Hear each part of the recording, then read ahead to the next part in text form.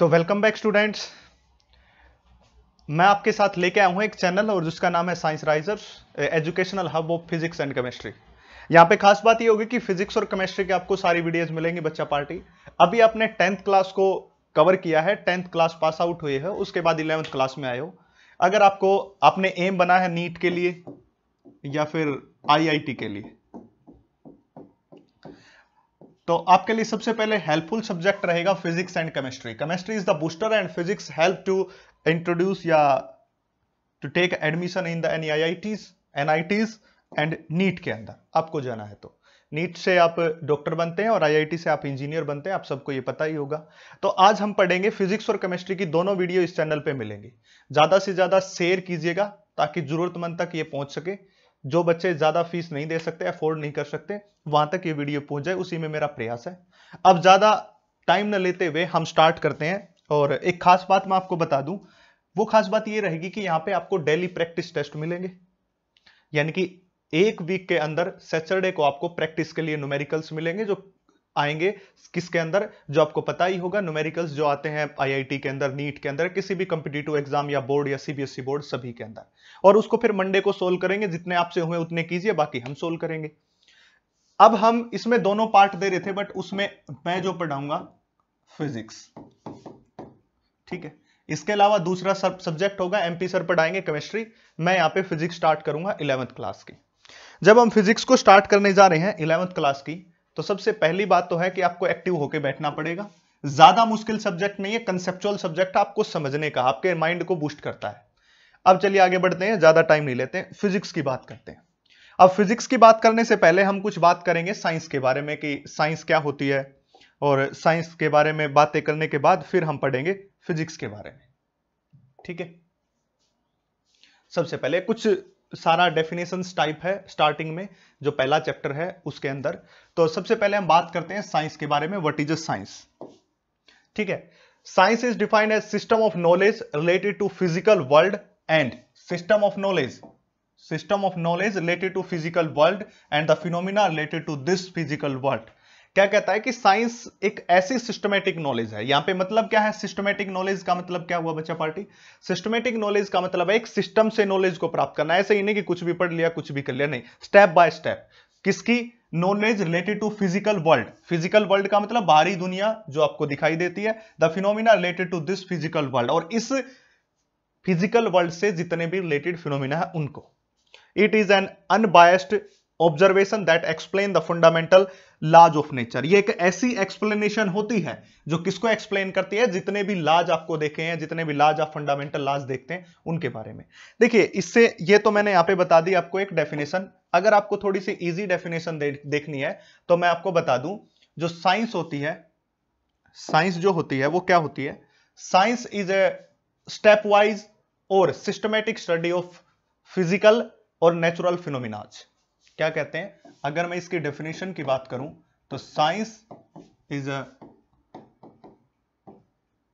Study of और systematic study of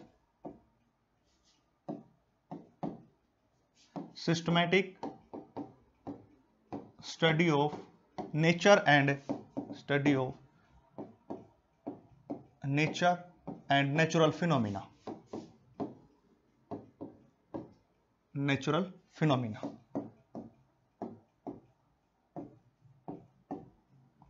ठीक है। नेचर और नेचुरल फिनोमिना की सिस्टमैटिक जो स्टडी होती है उसको हम क्या कहते हैं? साइंस कहते हैं। बिल्कुल इजी सी डेफिनेशन ले ली। अब जब बात साइंस की करते हैं तो साइंस के 3 पार्ट होते हैं स्टूडेंट्स, बच्चा पार्टी। साइंस के 3 पार्ट होते हैं। तीनों पार्ट कौन कौन से हैं देखिए। अगर मैं बात करता हूं, एक तो होती है बायोलॉजिकल साइंस,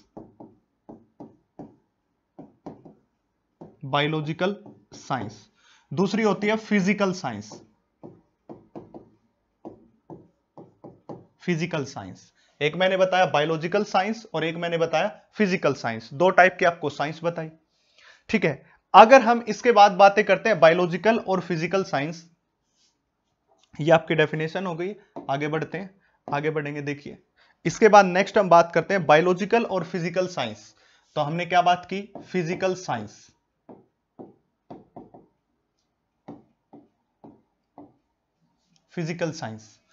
फिजिकल साइंस की अगर हम बात करेंगे तो फिजिकल साइंस के अंदर दो टाइप की जो पार्ट आ जाते हैं, एक आ जाता है फिजिक्स और दूसरा आ जाता है केमिस्ट्री। फिजिक्स एंड केमिस्ट्री, ये दो पार्ट होते हैं फिजिकल साइंस में। सारा थ्योरेटिकल सा पार्ट है, कोई ज्यादा बड़ी बात नहीं है। उसके अंदर हम किसको पढ़ेंगे? फिजिक्स के अंदर। और साथ में आपको अपने चैनल साइंस राइजर्स के ऊपर भी केमिस्ट्री भी मिलेगी, और आपको हर बोर्ड्स, नीट, सीबीएसई और आईआईटी हर लेवल का आपको न्यूमेरिकल पोर्शन और कैसे उसमें क्वेश्चंस आते हैं सब कुछ स्टेप वाइज आपको मिलेगा। तो उसको हम क्या कहते हैं? फिजिक्स कहते हैं।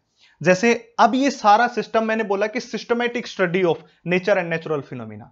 सिस्टमैटिक का मतलब ये होता है कि जैसे कि आप पहले फर्स्ट पढ़ते हो, nursery, LKG, UKG, first, second, third, तो एक सिस्टम से चल रहे हो, एक स्टेप से चल रहे हो। ऐसा नहीं कि डायरेक्ट आप 10th में इंक्लूड हो गए या डायरेक्ट 12th कर ली, नहीं। आप 12th में जाना तो पहले आपको 11th करनी पड़ेगी, आपको 8th से 10th में जाना तो आपको 9th करनी पड़ेगी। तो ये स्टेप वाइज है, स्टेप वाइज आप पढ़ रहे हो। उसी प्रकार फिजिक्स के पार्ट होते हैं जहां स्टेप वाइज पढ़ना होता है।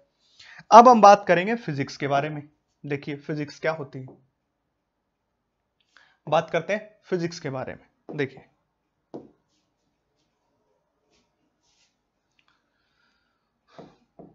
फिजिक्स, फिजिक्स क्या होती है भाई? स्टडी होती है, स्टेप वाइज स्टडी होती है nature and natural phenomena with the help of experiment. अभी तक हमने पढ़ा था साइंस। साइंस हमारे चारों ओर दुनिया जो है नेचर है, उसके नेचुरल फिनोमिना, उसकी स्टडी होती है स्टेप बाय स्टेप या सिस्टमैटिक। बट फिजिक्स की खास बात यह होती है कि उन्हीं नेचुरल फिनोमिना को एक्सपेरिमेंट से प्रूव करती है। जो एक्सपेरिमेंट से प्रूव करती है उसी को हम क्या कहते हैं? फिजिक्स कहते हैं। तो हम क्या करेंगे? Step by step study of, step by step study of nature and natural phenomena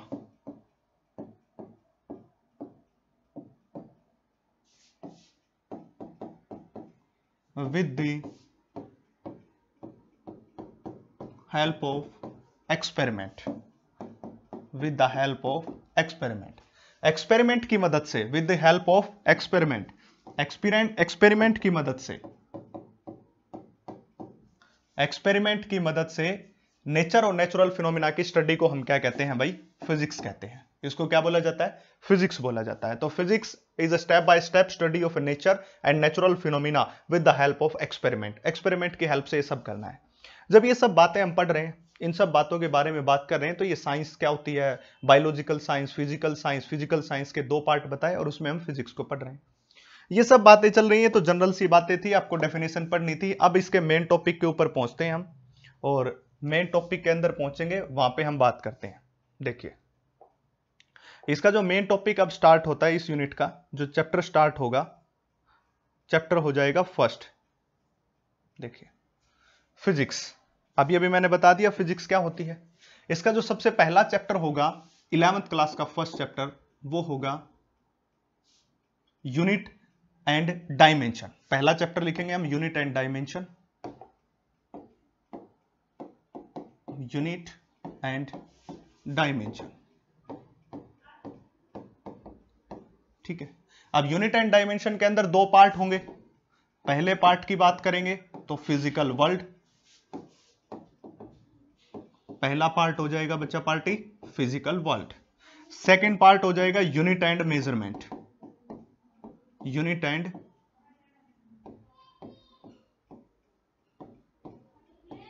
measurement. ये दो पार्ट होंगे। पहला पार्ट फिजिकल वर्ल्ड, दूसरा यूनिट एंड मेजरमेंट। हम सबसे पहले पार्ट के बारे में बात करेंगे जिसको हम क्या कहते हैं? फिजिकल वर्ल्ड कहते हैं। सबसे पहला पार्ट लेते हैं हम, और पहले पार्ट में हम पढ़ेंगे फिजिकल वर्ल्ड के बारे में। ठीक है, फर्स्ट पार्ट को एक्सप्लेन करेंगे फिजिकल वर्ल्ड। देखिए इसके नाम से ही पता चल रहा है फिजिकल वर्ल्ड। फिजिकल वर्ल्ड का मतलब क्या होता है? हमारे चारों ओर की दुनिया। तो स्टूडेंट हमारे चारों ओर दुनिया क्या है, उसमें कौन कौन से फिनोमिना घटित हो रहे हैं, वो सब बारे में बात करेंगे। जब इसके बारे में स्टडी चल रही थी तो आपको एक बात का पता होगा, आप अपने सराउंडिंग में जो भी चीजें देख रहे हैं, आपने देखा होगा कोई गैस वेल्डिंग कर रहा है। जब आप बस स्टैंड से जाते हैं या कहीं पे जा रहे होंगे तो कोई गैस वेल्डिंग कर रहा है, कोई टायर पे पंचर लगा रहा है, कोई हथौड़े से ट्राली को ठीक कर रहा है जो ट्रैक्टर वाली होती है, कोई ट्रैक्टर को खोल के उसको ठीक कर रहा है, कोई गाड़ी को खोल के ठीक कर रहा है। वो सारे फिनोमिना फिजिक्स के हैं बच्चे, वो फिजिक्स के सारे फिनोमिना और उनको एक्सपेरिमेंटली प्रूव किया गया है। इसलिए हम यहां पे फिजिक्स के पार्ट को पढ़ रहे हैं, और किसके द्वारा? Experimental study. तभी तो कहता नेचर में जो एग्जिस्ट कर रहा है, नेचर एंड नेचुरल फिनोमिना, और experimental study of nature and natural phenomena is known as physics. उसको हम क्या कहते हैं? फिजिक्स कहते हैं। उसमें पार्ट आ गया फिजिकल वर्ल्ड। अब फिजिकल वर्ल्ड में क्या देखा गया? अगर आपको किसी भी चीज को उठा के दूसरी जगह रखना पड़ता है तो उठाने के लिए एक फोर्स लगाना पड़ता है, ठीक है। आप चेयर को पुश करना चाहते हो तो आपको एक फोर्स लगाना पड़ेगा, आप दरवाजे को बंद करना चाहते हो तो एक फोर्स लगेगा। जो भी आप काम जिंदगी में करोगे उसके अंदर एक फोर्स लग रहा है। मतलब ये बातें हुई कि फिजिकल वर्ल्ड में फोर्स के बिना कुछ एग्जिस्ट ही नहीं कर रहा, और उस फोर्स को एक्सप्लेन करने वाली कौन है? फिजिक्स है। तो हम क्या कहेंगे? तो इसके बाद साइंटिस्ट ने क्या किया? इसके बाद साइंटिस्ट ने देखा कि कुछ फंडामेंटल फोर्सेस होते हैं, कुछ ऐसे फोर्स बना दिए जो नेचर में एग्जिस्ट करते हैं। उसके अलावा फोर्स तो बहुत ज्यादा होते हैं, बहुत सारे होते हैं। मैं एक फोर्स आपको बताता हूं। देखिए, जब मैं कहता हूं कि तुम एक जगह से दूसरी जगह तक हवा में चलो तो आप इजीली जाओगे। अब मैं उस जगह को पानी से फिल कर देता हूं, अब कहता हूं एक जगह से दूसरी जगह जाओ, जब पानी से भर दिया तब तुम जा रहे हो तो आपको ज्यादा फोर्स लगाना पड़ रहा है। क्यों? क्योंकि पानी आपको रोकने की कोशिश कर रहा है। तो पानी ने एक फोर्स लगाया जिसको कहते हैं विस्कस फोर्स, बट वो फंडामेंटल फोर्स नहीं है, ठीक है। अब हम बात करते हैं फोर्स। तो फिजिकल वर्ल्ड में कौन आया? फोर्स आया, ठीक है। और फोर्स की बात करेंगे तो अलग अलग टाइप के होते हैं फोर्स। तो फंडामेंटल फोर्स का कंसेप्ट इंक्लूड हो गया यहां पे, फंडामेंटल फोर्स, ठीक है। फंडामेंटल फोर्स कौन से होते हैं? फंडामेंटल को क्या बोला जाता है? बेसिक फोर्स भी बोला जाता है बच्चा पार्टी, बेसिक फोर्स। इसका दूसरा नाम क्या होता है? बेसिक फोर्स या फिर fundamental force. The force which exist in the nature, जो फोर्स नेचर के अंदर एग्जिस्ट करता है उसको हम क्या कहते हैं? फंडामेंटल फोर्स कहते हैं। तो इसकी डेफिनेशन लिखनी है तो हम उसको कैसे लिखेंगे? The force which exist in nature, वो फोर्स जो नेचर में एग्जिस्ट करता है is called fundamental force, is called fundamental force. उसको हम कैसा फोर्स कहते हैं बच्चा पार्टी? फंडामेंटल फोर्स कहते हैं, ठीक है। यानी कि जो हमें नेचर में देखने को मिलता है, हमारे चारों ओर के सराउंडिंग में देखने को मिलता है, उस फोर्स को फंडामेंटल या बेसिक फोर्स कहते हैं। जब साइंटिस्ट इसके बारे में कर रहे थे तो उसने क्या किया? क्लासिफिकेशन किया, और क्लासिफिकेशन करके बताई 4 फंडामेंटल फोर्स। कहते हैं कि दुनिया में केवल 4 ही फंडामेंटल फोर्स हैं। कौन कौन से हैं? देखिए, फंडामेंटल फोर्स, फंडामेंटल फोर्स इस दुनिया में केवल और केवल ओनली 4 टाइप्स के होते हैं, ओनली 4 टाइप्स, 4 टाइप के फंडामेंटल फोर्स होते हैं इस दुनिया के अंदर। कौन कौन से हैं वो देखिए, हम देखेंगे। The first force is gravitational force, gravitational force. तो student, first force is gravitational force.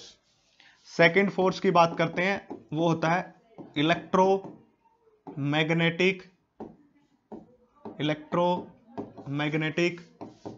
Force, electromagnetic force. Third force की बात करते हैं, strong nuclear force, nuclear force. Fourth की बात करेंगे, weak nuclear force, weak nuclear force. ये 4 type के फोर्स नेचर में एग्जिस्ट करते हैं, gravitational, electromagnetic, strong nuclear and week nuclear force. मैं आपको स्टार्टिंग से ही बताता चल रहा हूं कि रोज का लेक्चर रोज पढ़ लीजिए। कोई ये कहता है कि 15 घंटे पढ़ना नीट के लिए, आईआईटी के लिए, सब गलत बात, मिथ्या है, ऐसा कुछ नहीं होता।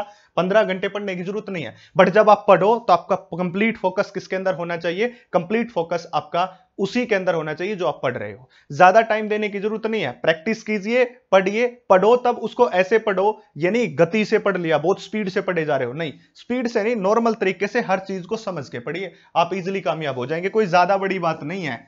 आपको ये लगता होगा कि जो कोचिंग ले रहे हैं पता नहीं वो क्या एक्स्ट्रा पढ़ाते हैं। बच्चा पार्टी जो मैं पढ़ा रहा हूं वही कोचिंग वाले पढ़ाते, कुछ अलग नहीं पढ़ाते हैं। इस बात की शंकाएं, इस बात का आपको मन में कोई भी डाउट हो रहा तो उसको निकाल दीजिएगा। कोई अलग नहीं पढ़ाते, वही लेवल, उसी से भी कुछ ना कुछ ज्यादा बताएंगे आपको। ये भी बताता चलूंगा कि कैसे क्लियर, चुटकियों में, ऐसे चुटकियों में क्लियर करोगे तुम, न्यूमेरिकल भी सोल्व करोगे। बस वीडियो के साथ बने रहिए, ये मेरा गारंटी है, ये मेरा विश्वास है, और इस कॉन्फिडेंस के साथ ही मैं तुम्हें आगे लेके चलूंगा। अब जब 4 टाइप के हमने फंडामेंटल फोर्स की बात की, अगर कोई यहां पे क्वेश्चन पूछे, आपसे कोई क्वेश्चन पूछ ले, नीचे दे दे 4 फोर्सेस, 3 फोर्स तो ये दे दे, जैसे अभी अभी हमने कहा कि 3 फोर्स। देखिए कोई कह देगा कि which of the following is not fundamental force, question आ गया which of the following is not fundamental, उसमें इसका नाम भी दे दिया, इसका नाम भी दे दिया, इसकी जगह उसने दे दिया फ्रिक्शनल फोर्स, जैसे आपने पढ़ा था, इसकी जगह कौन सा फोर्स दे दिया, फ्रिक्शनल फोर्स। अब आप सबको यह पता होना चाहिए कि हमारे पास तो केवल दुनिया में 4 ही फंडामेंटल फोर्स हैं, ग्रेविटेशनल, इलेक्ट्रोमैग्नेटिक, स्ट्रॉन्ग न्यूक्लियर और वीक न्यूक्लियर। उसमें से 3 का नाम तो आ गया, पहले का, दूसरे का, तीसरे का, फोर्थ का नाम नहीं आया। इसका मतलब जो फोर्थ फ्रिक्शनल फोर्स है, ये क्या है, फंडामेंटल फोर्स नहीं है। लगा दीजिए, ऐसे क्वेश्चन आ सकता है, यहां पे जो क्वेश्चन बन सकता है वो मैंने बता दिया। तो साथ साथ वो बातें बताता चलूंगा जो क्वेश्चन में आ सकती है, बन सकती हैं। अब चलिए आगे बढ़ते हैं, ठीक है। अब जब हमने बात की तो सबसे पहले फोर्स की बात करते हैं, और जो पहला फोर्स होगा वो कौन से वाला होगा, the first force is gravitational force.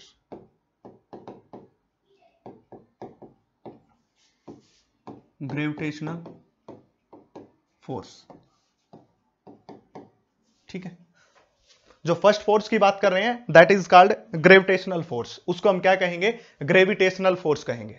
अब देखिए ग्रेविटेशनल फोर्स, ग्रेविटी, सबसे पहले हुआ क्या था, जो न्यूटन्स नाम के साइंटिस्ट थे, उसने ग्रेविटेशनल फोर्स के बारे में या ग्रेविटी के बारे में कंसेप्ट को बताया था 1665 के अंदर, 1665 के अंदर।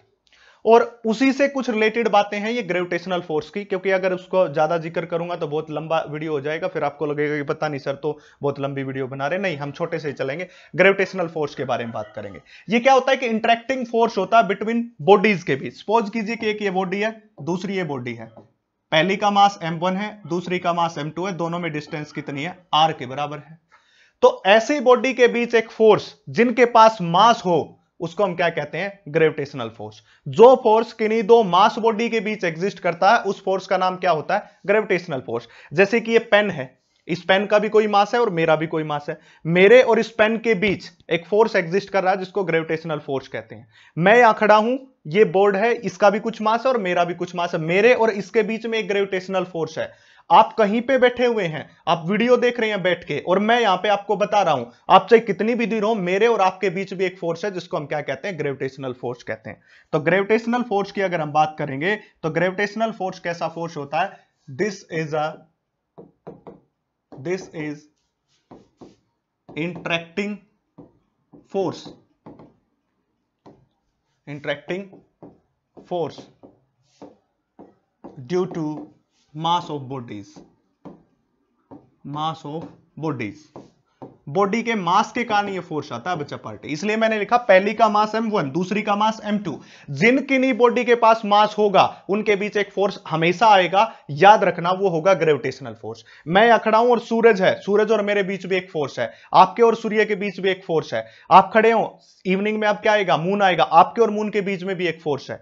तो वहां पे मैंने क्या कहा, जिन भी दो बॉडीज के बीच मास होगा वहां पे एक हमेशा फोर्स आएगा, और उस फोर्स का नाम क्या होता है, ग्रेविटेशनल फोर्स। अब जो ग्रेविटेशनल फोर्स है उसको डिनोट किया जाता है Fg से।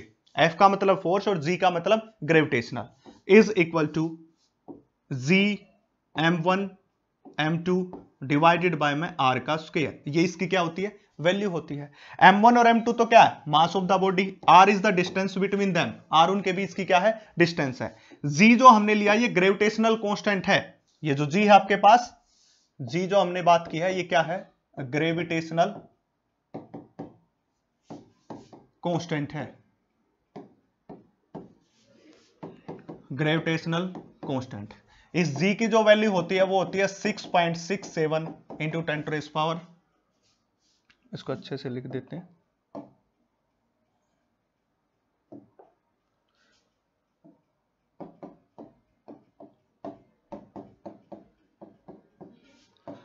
न्यूटन मीटर स्क्वायर पर केजी स्क्वायर। ये किसकी वैल्यू होती है? ग्रेविटेशनल कांस्टेंट की वैल्यू।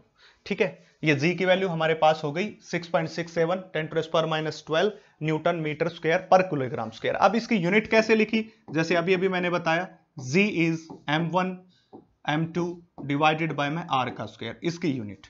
देखिए जी हमारे पास निकालना है तो ये r आ जाएगा ऊपर इंटू r का स्क्वायर डिवाइडेड बाय में m1 इंटू m2। ठीक है, अब देखिए फोर्स की यूनिट क्या होती है? न्यूटन। रेडियस डिस्टेंस, डिस्टेंस की यूनिट होती है मीटर, और उसका भी क्या करना है? स्क्वायर। मास, एक मास की किलोग्राम है तो दोनों मास की क्या हो जाएगी? किलोग्राम का स्क्वायर। तो इस प्रकार इसकी यूनिट लिखी है। इसके अंदर पढ़ेंगे, इसका जो सेकंड चैप्टर है यूनिट एंड मेजरमेंट, वहां कंप्लीट पढ़ेंगे। यहां पे सिर्फ हमें जानना था कि जो हमारे पास फोर्स है उस फोर्स की value G m1 m2 divided by में r के स्क्वायर के बराबर होती है। G m1 m2 divided by r का स्क्वायर। ठीक है, यहां पे ये हो गया जी m1 m2 bye r square. तो ये हो गया हमारे पास। यहां पे जो ग्रेविटेशनल की ये यूनिट है ये -11 के बराबर है बच्चा पार्टी। 10⁻⁻11 मैंने वो 12 लिख दिया था, एप्सिलॉन नॉट की होती है परमिटिविटी की। तो 6.67 इंटू 10⁻⁻11 न्यूटन मीटर स्क्वायर पर KG square, this is the unit of gravitational constant. ये सब बातें करने के बाद हमारे पास कुछ इसकी प्रॉपर्टीज होती हैं। इसकी प्रॉपर्टीज के बारे में हमें पढ़ना होता है, तो हम इसकी प्रॉपर्टीज के बारे में पढ़ेंगे। देखिए ग्रेविटेशनल जो हमारे पास फोर्स आया है उस ग्रेविटेशनल फोर्स की हम प्रॉपर्टीज के बारे में पढ़ेंगे। देखिए ग्रेविटेशनल फोर्स की प्रॉपर्टी पढ़ेंगे तो ग्रेविटेशनल फोर्स की, द ग्रेविटेशनल फोर्स और उसकी प्रॉपर्टीज के बारे में हमें क्या करना है? डिस्कस करना है। The gravitational force has following property. Gravitational force के पास कुछ प्रॉपर्टीज हैं। कौन कौन सी प्रॉपर्टी हैं? देखिए उसके बारे में बात करते हैं। First property, it obey the inverse square law. ये किसको ओबे करता है? इनवर्स स्क्वायर लॉ को। कैसे? इस बात को समझेंगे। देखिए मैंने बताया था force is equal to G m1 m2 divided by में r का स्क्वायर, ये बताया था। अब मैथमेटिक्स की नॉलेज से मैं इसको ऐसे लिख सकता हूं जी m1 m2 r पावर -2, क्योंकि ये प्लस का था, ऊपर जाएगा तो किसका हो जाएगा? माइनस का। जब किसी के ऊपर नेगेटिव साइन लगाया होता है बच्चा पार्टी, उसको कहते हैं इनवर्स। और इनवर्स स्क्वायर, आर का क्या है? स्क्वायर, और माइनस का मतलब इनवर्स, तो इनवर्स स्क्वायर लॉ। तो ये किसको ओबे करता है? ओबे करता है इनवर्स स्क्वायर लॉ को।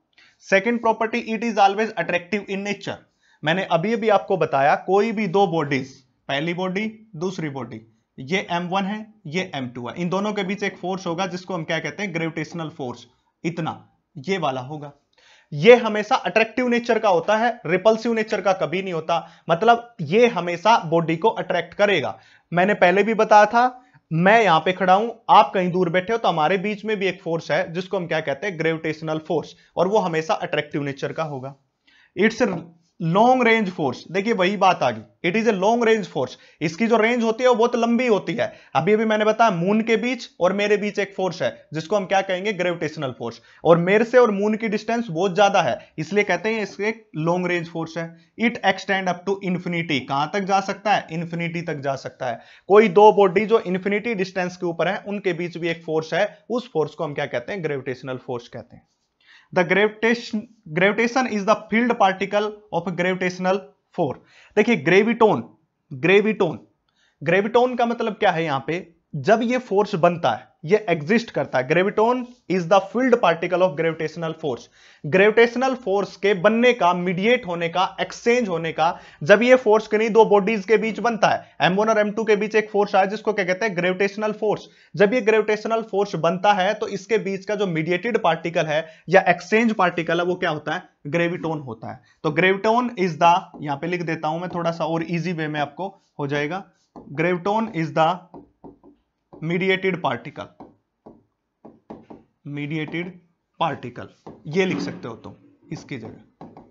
Graviton is the mediated particle, इस लाइन को कट करके, graviton is the mediated particle. It is the weakest force operating in the nature. सबसे दुनिया का सबसे वीक फोर्स होता है, इससे कोई वीक फोर्स नहीं। कहोगे कि सर हमें कैसे पता है वीक फोर्स है? मैंने अभी भी बताया, मून के बीच और मेरे बीच एक फोर्स है, फिर भी हमें एक दूसरे की तरफ आपको फील नहीं हो रहा कि अट्रैक्ट हो रहा। आप खड़े हो, मून है, दोनों के बीच एक फोर्स हुआ जो कि बहुत ज्यादा डिस्टेंस के ऊपर है, बट आपको वो फोर्स फील नहीं हो रहा। बट ग्रेविटेशनल फोर्स तो है और फील भी नहीं हो रहा है, इसका मतलब क्या हुआ? वीकेस्ट फोर्स नेचर का होगा। दूसरा एग्जांपल देता हूं, जब आप क्लास में बैठे पढ़ रहे हैं तो दो बच्चे, तुम एक बेंच पे बैठते हो, दोनों के बीच मास भी है, M1 एक का, दूसरे का M2, तो दोनों के बीच एक फोर्स भी आना चाहिए जिसको हम क्या कहते हैं, ग्रेविटेशनल फोर्स। फिर भी तुमको वो अट्रैक्टिव नेचर का, देखिए the force is attractive nature होने के बावजूद भी आपको फील नहीं होता है, वो फोर्स फील नहीं हो रहा है, मतलब उसकी रेंज वो कैसा है, वीकेस्ट फोर्स है, सबसे वीक फोर्स है। It is A central force and hence A conservative force. ये सेंट्रल फोर्स है, उसके साथ साथ कंजर्वेटिव फोर्स है। आप कहोगे कि सर सेंट्रल फोर्स का मतलब क्या होता है, मैं यहां पे समझा देता हूं सेंट्रल फोर्स का मतलब क्या होता है। ठीक है, देखिए सपोज कीजिए कि ये पहला पार्टिकल, ये दूसरा पार्टिकल, ये हो गया M1, ये हो गया M2। अब मैंने पहले ही बताया जहां पे भी कहीं मास बॉडी दिखाई दे वहां पे एक फोर्स आएगा जिसको हम क्या कहते हैं, ग्रेविटेशनल फोर्स। ये M1 मास M2 को अपनी तरफ खींचेगा, इसी प्रकार ये M2 मास M1 को अपनी तरफ खींचेगा। दोनों इस सेंटर की तरफ काम कर रहे हैं, अलोंग द सेंटर काम कर रहे हैं, इसलिए हम क्या कहते हैं, इसको सेंट्रल फोर्स होते हैं। सेंट्रल फोर्स होने के कारण इसका नेचर कैसा होता है, कंजर्वेटिव नेचर होता है। कंजर्वेटिव का मतलब ये होता है, अब कंजर्वेटिव में का मतलब भी समझा देता हूं इसी में। कंजर्वेटिव का मतलब क्या होता है, देखिए अब सपोज कीजिए कि ये पार्टिकल यहां से यहां तक गया, ए से बी तक, फिर वापस बी से कहां आ गया, ए तक, ऐसे गया। अगर इस पूरे राउंड ट्रिप के अंदर, इस पूरे राउंड ट्रिप के अंदर इस फोर्स के द्वारा, ग्रेविटेशनल फोर्स के द्वारा वर्क डन 0 है, इस पूरे राउंड ट्रिप के अंदर जो पूरी ट्रिप हुई है ए से बी, बी से ए, और इसके अंदर जो ग्रेविटेशनल फोर्स ने वर्क डन किया है, वो 0 के बराबर है, तो वो कैसे नेचर का हो जाएगा, कंजर्वेटिव नेचर का, कंजर्वेटिव फोर्स। और ये ग्रेविटेशनल फोर्स की खास बात होती है कि इस राउंड ट्रिप के अंदर इसके द्वारा किया गया वर्क डन 0 होता है। The work done by the gravitational force during round trip is 0, वो 0 के बराबर होता है, इसलिए आपको क्या होगा, ये फोर्स कैसा हो जाएगा, कंजर्वेटिव। ये सारी बातें आपको टेलीग्राम चैनल पे मिल जाएंगी, वहां पे मैं नोट्स अपलोड कर दूंगा, तो जल्दी से जाके उसको फॉलो कीजिएगा, और डिस्क्रिप्शन में टेलीग्राम चैनल का लिंक है। ठीक है, ये हो गई हमारे पास फर्स्ट। अब बात करते हैं सेकंड की हम बात करेंगे। पहला फोर्स हमने पढ़ लिया, सेकंड फोर्स में आते हैं, और सेकंड फोर्स हो जाएगा हमारे पास इलेक्ट्रोमैग्नेटिक फोर्स। कौन सा फोर्स हो जाएगा, इलेक्ट्रोमैग्नेटिक फोर्स।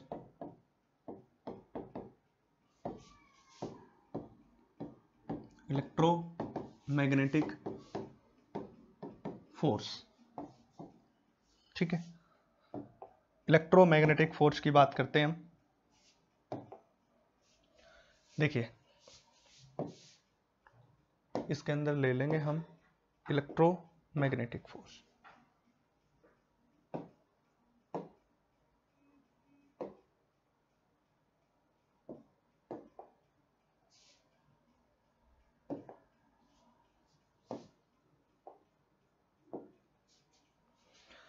सेकेंड फोर्स की बात कर रहे हैं, और सेकेंड फोर्स में कौन हो जाएगा, इलेक्ट्रोमैग्नेटिक फोर्स। देखिए अभी एक फोर्स पड़ा जिसको हम क्या कहते थे, ग्रेविटेशनल फोर्स। ये सेकेंड फोर्स आ गया भाई, जिसको हम क्या कहते थे, ग्रेविटेशनल फोर्स कहते थे। ग्रेविटेशनल फोर्स की क्या बात थी कि दो मास बॉडीज थी, एक का मास M1 और दूसरे का मास M2, और दो की कितनी डिस्टेंस अपार्ट थी, r distance.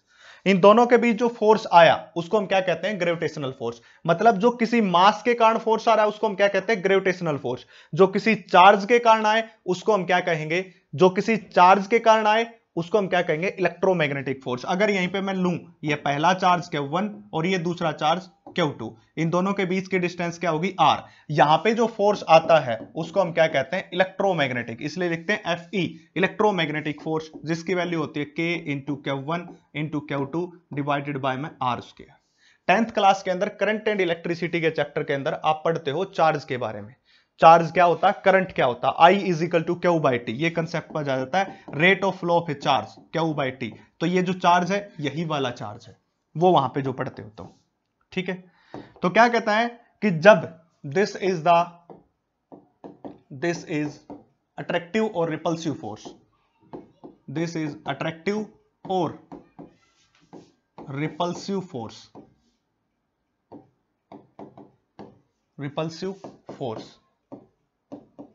Due to charge of a body. किसके कारण होता है, due to charge of body. Body के ऊपर चार्ज है, उसके कारण जो फोर्स आया उसको हम क्या कहते हैं, इलेक्ट्रोमैग्नेटिक फोर्स कहते हैं। ठीक है। और जो उसके मास के कारण आता है उसको हम क्या कहते हैं, ग्रेविटेशनल फोर्स क्या कहते हैं। चार्ज के कारण जो आए इलेक्ट्रोमैग्नेटिक, मास के कारण आए उसको ग्रेविटेशनल फोर्स। तो यहां पे इसको हम क्या कहेंगे, इसको कहेंगे हम इलेक्ट्रोमैग्नेटिक फोर्स। यहां पे के क्या है, कांस्टेंट है, इसकी वैल्यू क्या होती है 9 × 10⁻⁹ न्यूटन मीटर स्क्वायर पर कूलम्ब स्क्वायर। वहां पे क्या लिया था, न्यूटन मीटर स्क्वायर पर किलोग्राम स्क्वायर। जब ग्रेविटेशनल फोर्स इससे पहले वाले के बारे में पढ़ा था तो न्यूटन मीटर स्क्वायर पर किलोग्राम स्क्वायर लिया था, यहां पे लिया न्यूटन मीटर स्क्वायर पर कूलम्ब स्क्वायर। इस के की वैल्यू, क्योंकि चार्ज की यूनिट क्या होती है कूलम्ब, और वहां पे लिया था मास, मास की यूनिट क्या होती है किलोग्राम होती है, इसलिए यहां पे कूलम्ब स्क्वायर और वहां पे क्या आया था केजी स्क्वायर आया था। सिर्फ यही डिफरेंस था और कोई डिफरेंस नहीं है। ठीक है, अब चलते हैं हम नेक्स्ट की तरफ बढ़ते हैं, इसकी प्रॉपर्टीज के बारे में बात करेंगे। Properties of electromagnetic force.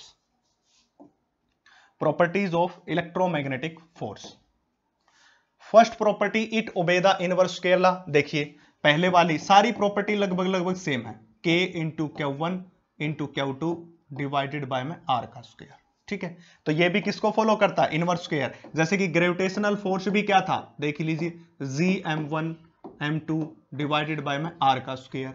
ये भी इनवर्सली प्रोपोर्शनल R स्क्वायर था, ये फोर्स भी इनवर्सली प्रोपोर्शनल है। ये ग्रेविटेशनल है, ये कौन है इलेक्ट्रोमैग्नेटिक है। तो क्या हो जाएगा, it obey the inverse square law, जैसे वो ओबे करता था। इट में भी अट्रैक्टिव और रिपल्सिव इन नेचर। जब हम ग्रेविटेशनल फोर्स के बारे में पढ़ रहे थे तो वहां पे एक ही बात पढ़ी थी कि वो हमेशा अट्रैक्टिव नेचर का होता है। ग्रेविटेशनल फोर्स हमेशा अट्रैक्ट करता है, बट इलेक्ट्रोमैग्नेटिक फोर्स अट्रैक्ट भी कर सकता है और रिपेल भी कर सकता है, दोनों काम करता है। अगर दोनों सेम चार्ज हैं, दोनों के दोनों पॉजिटिव और पॉजिटिव है, तो क्या हो जाएगा, रिपल्सन हो जाएगा। बच्चा पार्टी क्या होगा, रिपल्सन। एक पॉजिटिव है दूसरा नेगेटिव है, तो क्या हो जाएगा, दोनों के बीच अट्रैक्शन हो जाएगा। तो रिपल्सन और अट्रैक्शन डिपेंड करता है किस टाइप के चार्ज है। सेम टाइप के चार्ज तो रिपल्सन, अपोजिट चार्ज के हैं तो क्या हो जाएगा, attraction. The photon is the field particle, वहां पे लिखवाया था मीडिएटेड पार्टिकल इज ग्रेविटोन। उसी प्रकार यहां पे जो मीडिएटेड पार्टिकल हो जाएगा वो कौन हो जाएगा, फोटोन हो जाएगा। फोटोन इज मीडिएटेड पार्टिकल, ये लाइन लिख लीजिएगा, इजी हो जाएगा, मीडिएटेड पार्टिकल। वैसे आपको टेलीग्राम चैनल के ऊपर सारे लिंक भी मिल जाएंगे जहां पे आपको ये सारे इजी वे में लिखे मिलेंगे। Photon is the mediated particle. Last property बात करेंगे तो it is about 10⁻36 times stronger than gravitational force. ये उससे कितना स्ट्रॉन्ग होता है, 10⁻36 टाइम। मैंने पहले ही बताया था ग्रेविटेशनल फोर्स सबसे वीक फोर्स है दुनिया का, ग्रेविटेशनल फोर्स से कोई दुनिया में वीक फोर्स नहीं होता। उसके बाद जो हमारे पास आया है ये 10⁻36 टाइम स्ट्रॉन्गर होता है, किससे, ग्रेविटेशनल फोर्स से। तो electromagnetic force is 10⁻36 time stronger than gravitational force, gravitational force से इतना स्ट्रॉन्ग होता है। ठीक है, 6 प्रॉपर्टी की बात करेंगे इसकी। 6 प्रॉपर्टी की बात अगर करते हैं, it is central force, central and conservative force, पहले ही बता दी थी मैंने, कंजर्वेटिव फोर्स। ये सेंट्रल के साथ साथ कैसा होगा, कंजर्वेटिव होगा। आप कहोगे कि सर फिर से एक बार समझा दीजिए कि सेंट्रल कैसे और कंजर्वेटिव कैसे है, वो मैं बता देता हूं। देखिए फिर से, देखिए मैंने बताया कि सपोज कीजिए पहला चार्ज पार्टिकल Q1, ये दूसरा चार्ज पार्टिकल Q2। ठीक है, एक पॉजिटिव है, अब क्या करेगा, देखिए ये पॉजिटिव ले लिया और इसको नेगेटिव ले लिया। अब ये नेगेटिव चार्ज पार्टिकल इसको अपनी तरफ अट्रैक्ट करेगा तो इस तरफ, इसी प्रकार ये पॉजिटिव अपनी तरफ अट्रैक्ट करेगा तो इस तरफ। दोनों अलोंग द सेंटर काम कर रहे हैं, अलोंग द सेंटर काम कर रहे हैं, इसलिए हम इसको कैसा फोर्स कहते हैं, सेंट्रल फोर्स कहते हैं। कंजर्वेटिव का मतलब अगर ये पार्टिकल ए से बी जाए और बी से ए जाए तो जो फोर्स है उसके द्वारा जो वर्क डन होगा वो कितना हो जाएगा, 0 के बराबर। If work done by the force in a round trip is 0 then it is a conservative force, तब वो कैसा हो जाएगा, कंजर्वेटिव। ये सारी बातें मैंने फिर से बताया, टेलीग्राम चैनल पे लिंक है, वहां पे आपको मिल जाएगा। तो ये क्या हो जाएगी, प्रॉपर्टीज ऑफ इलेक्ट्रोमैग्नेटिक फोर्स। अब बात करते हैं नेक्स्ट फोर्स की। नेक्स्ट जो फोर्स हो जाएगा आपके पास, नेक्स्ट फोर्स की बात करते हैं। नेक्स्ट फोर्स होगा थर्ड फोर्स, और थर्ड फोर्स का नाम क्या था बच्चा party, strong nuclear force. Third force था हमारे पास strong nuclear force. Third force हो जाएगा strong nuclear force.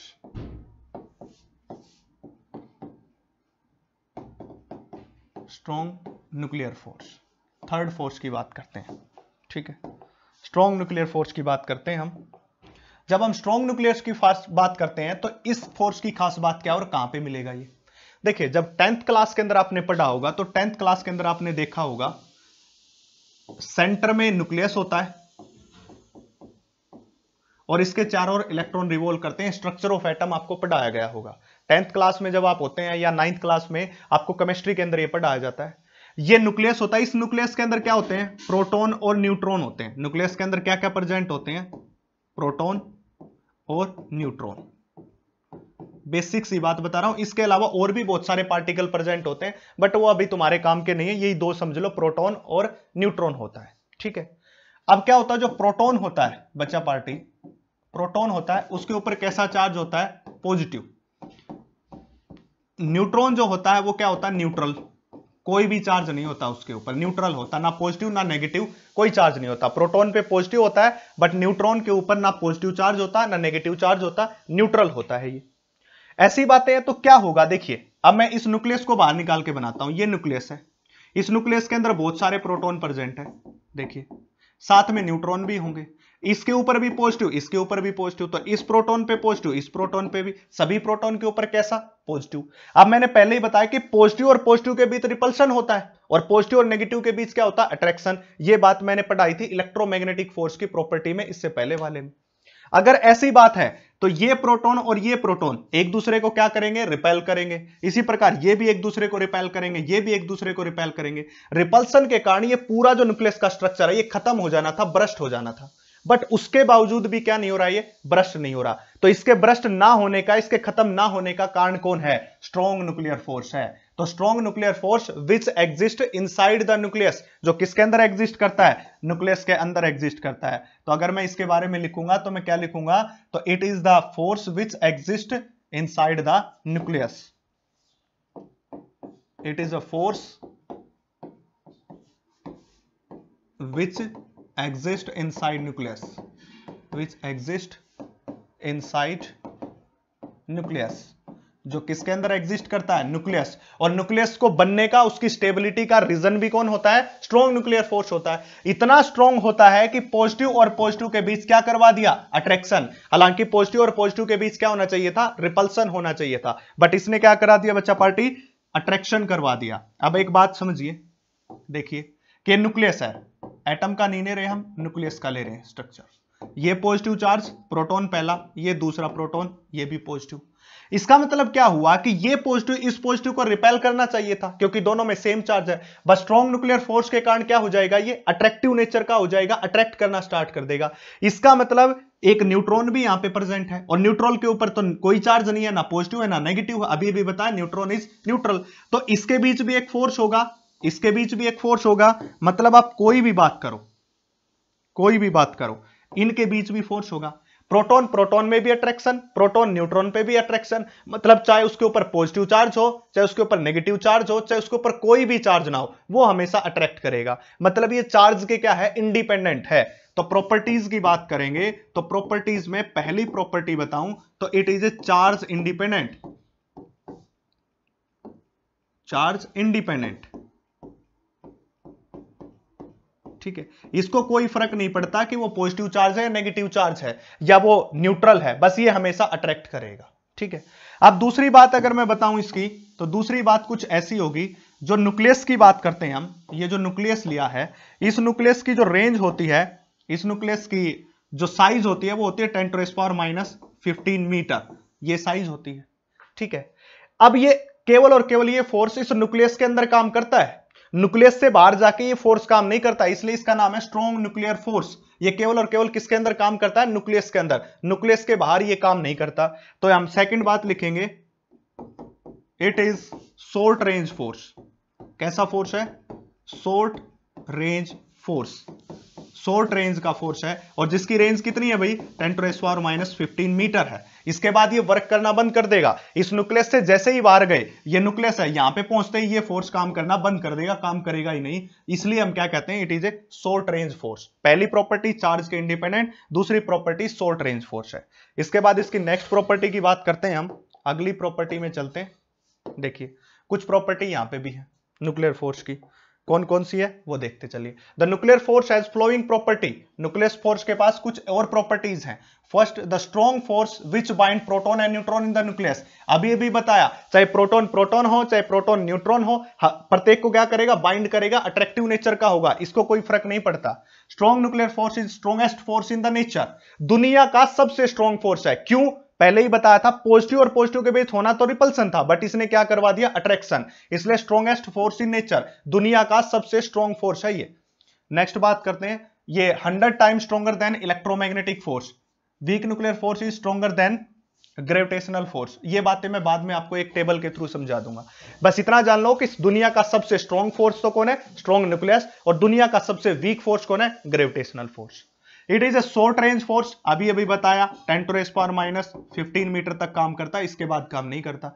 It operate only over the size of nucleus, जो न्यूक्लियस का साइज होता है, ये साइज होता है 10⁻⁻15 मीटर, यहां तक वर्क करता है, इसके बाद नहीं करता। Strong nuclear force is responsible for stability of nucleus, nucleus इसी कारण बना हुआ है क्योंकि उसके पास कौन सा है, स्ट्रॉन्ग न्यूक्लियर फोर्स। अगर स्ट्रॉन्ग न्यूक्लियर फोर्स ना हो तो पॉजिटिव और पॉजिटिव के बीच क्या हो जाएगा, रिपल्सन, और रिपल्सन के बाद उसकी स्टेबिलिटी क्या हो जाएगी, लॉस्ट हो जाएगी। तो स्टेबिलिटी का एक बड़ा रीजन कौन है, स्ट्रॉन्ग न्यूक्लियर फोर्स, यही रीजन है जिसके कारण वो क्या है, स्टेबिलिटी को गेन किए हुए है।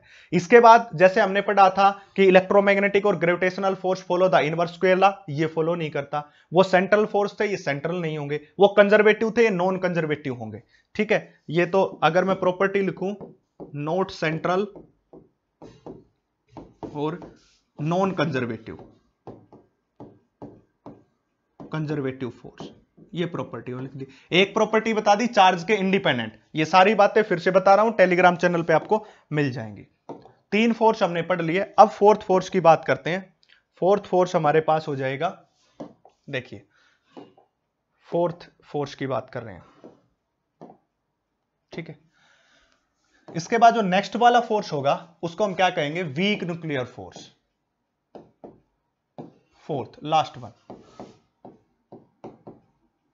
Week nuclear force.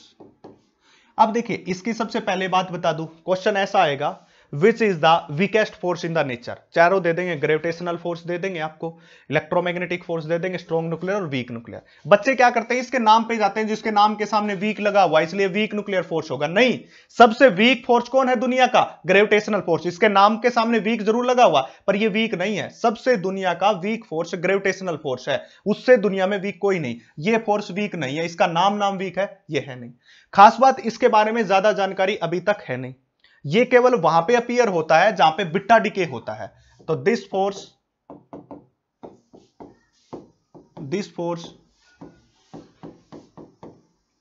Appear during beta decay. Beta decay जहां पे होता है उसके अंदर क्या होता है, अपीयर होता है। This force appear during beta decay. अब बिट्टा डिके क्या होता है, सपोज कीजिए ZX एक न्यूक्लियस है, ये न्यूक्लियस है, कोई भी न्यूक्लियस मान लिया, सोडियम एक रेडियोएक्टिव एलिमेंट मान लिया। रेडियोएक्टिव एलिमेंट क्या होता है, जो हमेशा रेडिएशंस को एमिट करता है। इसके बारे में 12th क्लास में कंप्लीट डिस्क्रिप्शन पढ़ोगे, यहां से थोड़ा सा है। अब यहां पे क्या होगा, Z+1 × X × A प्लस एक इलेक्ट्रॉन बाहर आ गया। जो इलेक्ट्रॉन आया है इसी को हम क्या कहते हैं, बिट्टा पार्टिकल कहते हैं, बिट्टा पार्टिकल कहते हैं। जो इलेक्ट्रॉन आया है ना, इसी को क्या कहा गया, बिट्टा पार्टिकल। इस इलेक्ट्रॉन को बिट्टा पार्टिकल, बिट्टा पार्टिकल कहते हैं, ठीक है। अब ये जो बिट्टा पार्टिकल निकला है, इसके अंदर जो फोर्स आया है वो कौन सा आया, वीक न्यूक्लियर फोर्स। तो weak nuclear force, this force appear during beta decay. ये फोर्स क्या होता है, केवल और केवल बिट्टा डिके के ड्यूरिंग क्या होता है, अपीयर होता है। अब इसकी कुछ प्रॉपर्टीज हैं, उन प्रॉपर्टीज के बारे में हम बात कर लेते हैं। तो प्रॉपर्टीज की बात करेंगे तो इसको खत्म करने पे जा रहे हैं बस। अब प्रॉपर्टीज तो हम क्या कहेंगे, फर्स्ट प्रॉपर्टी, दिस फोर्स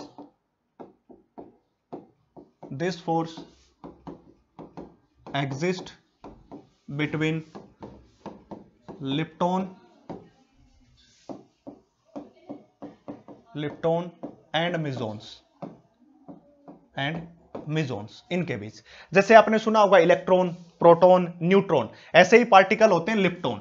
इसी टाइप के पार्टिकल लिप्टॉन होते हैं, मिजोन होते हैं, बोसोन्स होते हैं। ऐसे ही पार्टिकल बोले जाते हैं लिप्टॉन, क्या होते हैं, lepton, mesons, boson, alpha particle, beta particle, gamma particle, omega particle, psi particle, ये ऐसे ही पार्टिकल होते हैं जैसे इलेक्ट्रॉन, प्रोटॉन, न्यूट्रॉन होते हैं, उस पर पैनिक होने की जरूरत नहीं है। सेकंड की बात करेंगे, इसका जो मीडिएट पार्टिकल होता है, मीडिएटेड पार्टिकल, जैसे सभी फोर्सेस में बताया, mediated particle is W boson, W boson, mediated particle is W boson. W boson इसका मीडिएट पार्टिकल है। जैसे ग्रेविटेशनल फोर्स का mediated particle graviton, electromagnetic force का फोटोन, और third force strong nuclear force का मिजोन, उसी प्रकार इसका क्या होता है, डब्ल्यू बोसोन होता है। थर्ड प्रॉपर्टी की बात करेंगे, इसकी रेंज की, रेंज इसकी लगभग 10⁻⁻16 मीटर के बराबर होती है। स्ट्रॉन्ग न्यूक्लियर फोर्स की 10⁻⁻15 मीटर और इसकी रेंज 10⁻⁻16 मीटर। रेंज का मतलब कितने तक ये काम करेगा, उसके बाद काम करना बंद कर देगा, तो इसकी होती है 10⁻⁻16 मीटर। तो ये चारों फोर्स उनकी प्रॉपर्टी थी।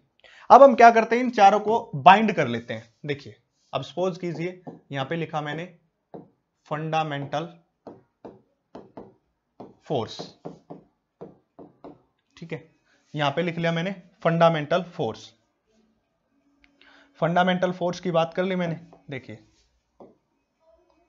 सेकंड हो जाएगा फंडामेंटल फोर्स। सेकंड हम बात करेंगे इसके अंदर मीडिएटेड पार्टिकल, मीडिएटेड पार्टिकल, और इसके बाद नेक्स्ट हम बात करेंगे रेंज, और नेक्स्ट बात करेंगे स्ट्रेंथ के बारे में, स्ट्रेंथ के बारे में। ये चारों बातें इसके बारे में हमें लेनी है अलग अलग बात से। अब देखिए, पहली बात कर रहे हैं हम, सबसे पहली बात करते हैं पहला फंडामेंटल फोर्स। मैं इन चारों को लिख लेता हूं, पहला, दूसरा, तीसरा और फोर्थ, ठीक है। सबसे पहले लिख लेते हैं मैं strong nuclear force, strong nuclear force सबसे पहला। दूसरा मैं लिख लेता हूं इलेक्ट्रोमैग्नेटिक फोर्स, ठीक है। थर्ड ले लेता हूं मैं वीक न्यूक्लियर फोर्स, ये सीरीज आपको याद रखनी पड़ेगी। और फोर्स लेता हूं मैं ग्रेविटेशनल फोर्स, ऐसे सीरीज। पहले कौन सा लिखना है, सबसे स्ट्रॉन्ग न्यूक्लियर होना, दूसरा इलेक्ट्रोमैग्नेटिक, फिर वीक न्यूक्लियर, और सबसे लास्ट में स्ट्रॉन्ग न्यूक्लियर फोर्स। अब बात करते हैं mediated particle. Strong nuclear force का मीडिएटेड जो पार्टिकल होता है वो होता पाई मिजोन। शायद मैंने लिखा नहीं, वहां भूल गया, तो लिख लेना mediated particle of strong nuclear force is pi meson. Electromagnetic force का कौन होता है, फोटोन होता है बच्चा पार्टी। वीक न्यूक्लियर फोर्स की बात करेंगे तो डब्ल्यू बोसोन होता है, ये बात भी मैंने बता दी थी। ग्रेविटेशनल फोर्स का कौन होता है, ग्रेविटोन, ये बात भी मैंने तुम्हें बता दी थी कि ग्रेविटोन जो होता है इसका क्या होता है, मीडिएटेड पार्टिकल होता है। रेंज की बात करेंगे तो स्ट्रॉन्ग न्यूक्लियर फोर्स की बहुत कम होती है, मैंने लिखवाई भी थी 10⁻⁻15 मीटर के बराबर। इलेक्ट्रोमैग्नेटिक फोर्स की रेंज इन्फिनिटी तक होती है, इन्फिनिटी तक काम करता है electromagnetic force. Weak nuclear force की बात करेंगे तो इसकी रेंज होती है 10⁻⁻16 मीटर। इसी प्रकार ग्रेविटेशनल फोर्स की बात करेंगे तो इसकी रेंज वही इन्फिनिटी के बराबर होती है, ठीक है। अब बात करते हैं रिलेटिव स्ट्रेंथ, इसको याद रखना पड़ेगा। ये 1 है तो 10⁻⁻2 है, ये 10⁻⁻13 है, और ये 10⁻⁻39 है। मतलब क्या है, ये बात आपको याद रखनी पड़ेगी। यानी कि सबसे ज्यादा स्ट्रॉन्ग कौन हो गया, 1 के बराबर लिख दी किसकी, स्ट्रॉन्ग न्यूक्लियर फोर्स। उससे वीक कौन हो गया, इलेक्ट्रोमैग्नेटिक फोर्स, जो क्या है 10⁻⁻2, यानी कि 1/100 of 1/100 of strong nuclear force, यानी कि उससे 100 टाइम्स वीक है स्ट्रॉन्ग न्यूक्लियर फोर्स से कौन, इलेक्ट्रोमैग्नेटिक फोर्स। इसके बाद वीक न्यूक्लियर फोर्स 10⁻⁻13, सबसे कम ग्रेविटेशनल फोर्स 10⁻⁻39 के बराबर अप्रोक्सीमेटली। ये सारी बातें आपको क्या करनी पड़ेंगी, याद रखनी पड़ेंगी। अब वो क्या कर सकता है कि वो कहेगा कि इंक्रीजिंग ऑर्डर या डिक्रीजिंग ऑर्डर बता दीजिए फोर्स का। अगर वो पूछे इंक्रीजिंग ऑर्डर तो सबसे वीक कौन है, ग्रेविटेशनल, फिर लिखोगे वीक न्यूक्लियर, फिर इलेक्ट्रोमैग्नेटिक, फिर स्ट्रॉन्ग न्यूक्लियर। अगर वो पूछे डिक्रीजिंग ऑर्डर, उनकी स्ट्रेंथ का डिक्रीजिंग ऑर्डर, डिक्रीज करवाना है, तो सबसे पहले सबसे ज्यादा लिखो स्ट्रॉन्ग न्यूक्लियर, उसके बाद इलेक्ट्रोमैग्नेटिक, उसके बाद वीक न्यूक्लियर, और उसके बाद कौन सा, ग्रेविटेशनल फोर्स, ऐसे लिखो। तो आज की वीडियो में यही तक। टेलीग्राम चैनल पे आपको सारे के सारे ये मिल जाएंगे, जितना भी कंटेंट आपको है वहां से जाके देखिए, ठीक है। Thank you.